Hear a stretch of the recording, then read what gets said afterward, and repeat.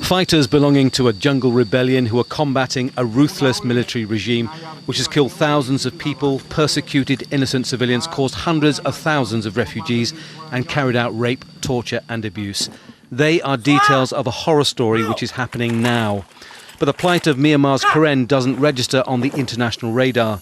The KNLA, the Karen National Liberation Army, is a dwindling force sapped by time, lack of funds and apathy. Some say it has run out of steam, some say its days are numbered. Everyone, even the Karen, say it's having problems. 20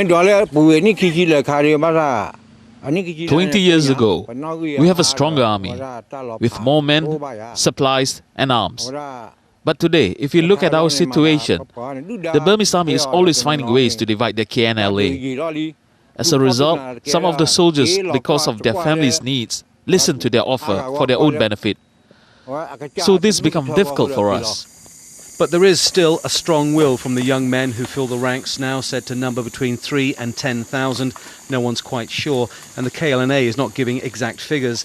They are still having military success against the Myanmar army, but not the same as when their fight began in 1949.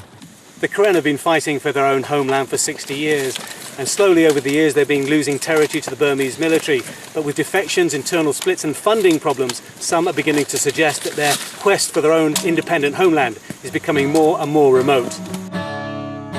Last year, the secretary of the Karen National Union was assassinated. The sons of a prominent deceased general have defected to the government side. More and more of the young Karen are drifting away, tired of a fight seemingly without end. There is a lot of pressure, but despite that pressure, we are not going to give up in exchange for things we do not believe in.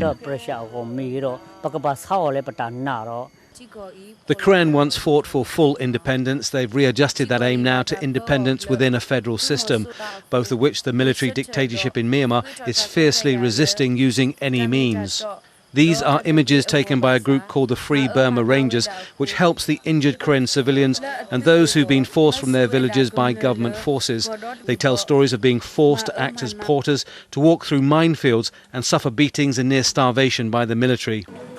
Jesse is 63 years old. He escaped to Thailand from Myanmar a few months ago with his wife and 6 children after being used as forced labour, and he says he witnessed fellow villagers being killed by the military. They call us the rebel people and they kill us.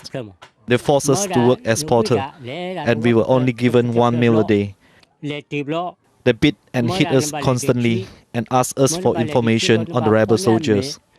Even if you tell them the truth, they'll still beat you. Aid agencies estimate that the military has destroyed more than 3,000 Karen villages in the last 12 years and created more than 500,000 refugees. Many have crossed into Thailand. Mae La in Mae Sot is one of the biggest refugee camps. It's supposed to hold 40,000 people. In reality, more than double that number are crammed into this bamboo town. Petor is nearly 70. She and her 5 children have spent 30 years in refugee camps. With every year that passes, the chances of her ever going home are becoming slimmer. But she told me she dreams of seeing her home once more before she dies. It's a short hop from the camp across the Moei River to Myanmar, but after 60 years of suffering, it will need a huge step to take the Karen from the refugee camps of Thailand to an independent state in a homeland many have never seen. Tony Bertley, Karen State, Myanmar.